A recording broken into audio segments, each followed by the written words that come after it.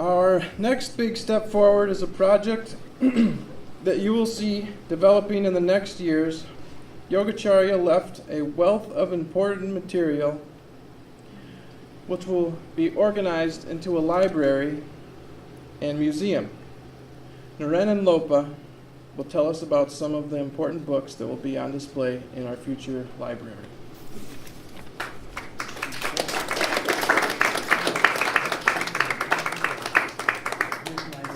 Dramatic. White clothes coming out. So, like Emma, my heart is pounding quite a bit when you said that. A lot of you know me, Naren, and Lopamudra, to be called Lopa. I think my heart is pounding, not just because of nervousness, because I've been in front of you all a lot, and I've been in front of big groups of people before. I'm overwhelmed and excited. My soul is trembling because of what all this is. It's really hard to put into words, but and what all is converging in this moment. But it starts, at least this collection, starts in 1893, January 5th, Calcutta, India. Well, actually, a little north, Pradapur. A young boy is born, Mukunda Lal Ghosh, and his family knew that there was something special about him, but they didn't quite know what was coming in his life. But we know now who he was. He later became Swami Yogananda and then Paramahansa Yogananda. January 5th, 1893. Then, September 1st, 1893, in a little town, farming town outside of Fort Wayne, Ohio, a little boy is born, J. Oliver Black. 10 days later, September 11, 1893, in Chicago, the first World Parliament of Religions, where Swami Vivekananda spoke. He only gave 3 speeches, but they're known as the most famous speeches of the World Parliament of Religions, including his opening statement, Sisters and Brothers of America, which was followed by a minute of standing applause. Then in 1920, when J. Oliver Black moved to Detroit, Swami Yogananda leaves India and arrives in Boston. He didn't know if he was going to stay for very long. He told his father and his own guru,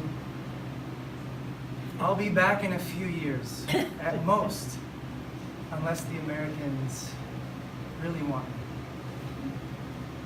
And they did, because it took him 15 years before he got home.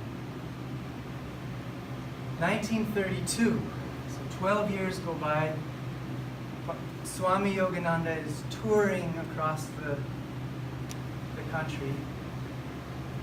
And during those years, we know that Mr. Black began his spiritual quest.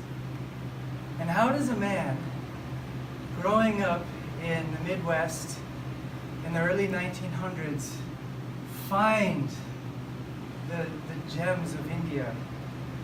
He, of course, had the Bible. He had access to holy books. But somehow there was a call in his soul for something from India that so many of us have had. And you think, how in the heck am I going to figure this out? Holy Science. To Oliver, with unceasing blessings, very sincerely, Paramahansa Yogananda, January 15, 1950, Encinitas, California. a little booklet, and very much marked up as well, Yogacharya. And later he acquired, which isn't marked up, but he must have acquired this from someone in India. It's a 1920 holy science, published in India. And this is what Sri Yukteswar was called in India, Sadhu Sabhapati Srimad Swami Sri Yukteswar Giriji Maharaj. Those are all titles of respect, and also naming him as president of the society. And I saw this bookmark in there and I thought, oh, that's a neat bookmark. It's an older bookmark. And then sure enough, there's writing on it for this book, and it says, page 41, selecting food. How about selecting cake? Yeah, I won't read it. But as you all know, Yogacharya took so much of this so seriously, and how much of this knowledge he passed on to so many of you. But you look, and there it is.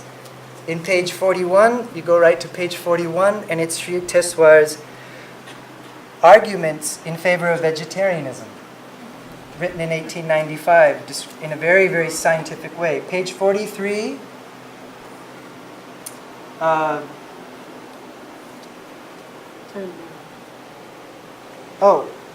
conclusion. His concluding remarks about diet. Page 46, company. And it's just to imagine, again, J. Oliver Black, Yogacharya, finding these things out for the first time in these books, and talking about natural company, that how important it is to be in holy company. And that motivates so much his desire. Page 49, pranayama. Page 51, asana. Page 40,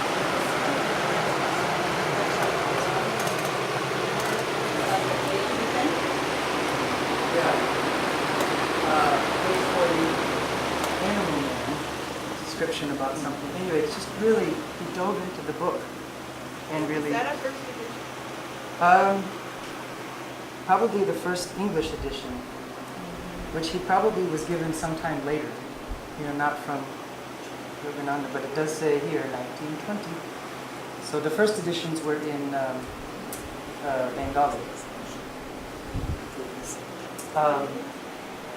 And he also had very impressive collection of all of the old magazines, starting from 1926, all of Yogananda's old magazines that looked like this, East-West magazines, which have many, many unpublished talks that are not published otherwise in here. So they really, including this isn't the very first one, that might be somewhere else, but it looked like this, East-West. This is 1926.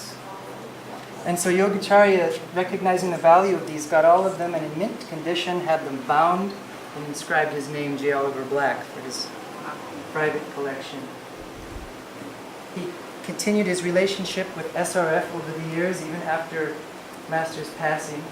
So you have like an old book from India about Lahiri Mahashaya, Yogi Raj Sri Sri Lahiri Mahashaya, and inside it says, "To dear Yogacharya Oliver in divine friendship, Dayamata."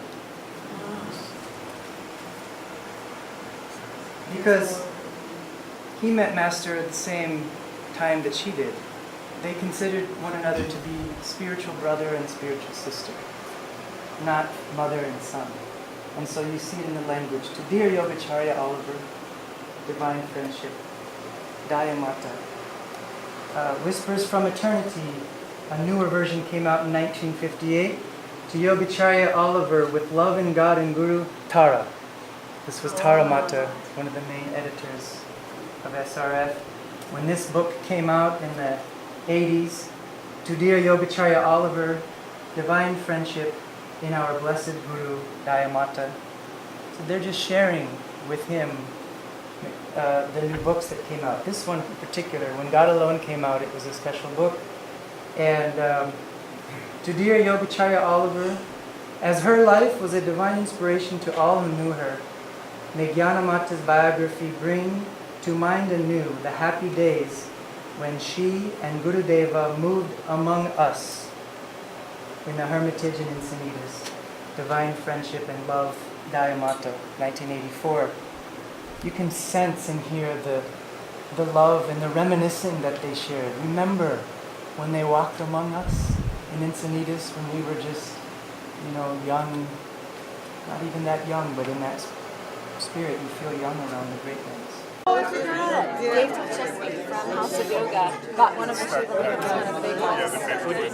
Dave from Dave. Let's start packing the heavier ones. The name is I told Carol, the first thing you gotta get is flares, but they've been lucky about this. Once it gets into displaying it in the building, I told her that of course year round, but I told her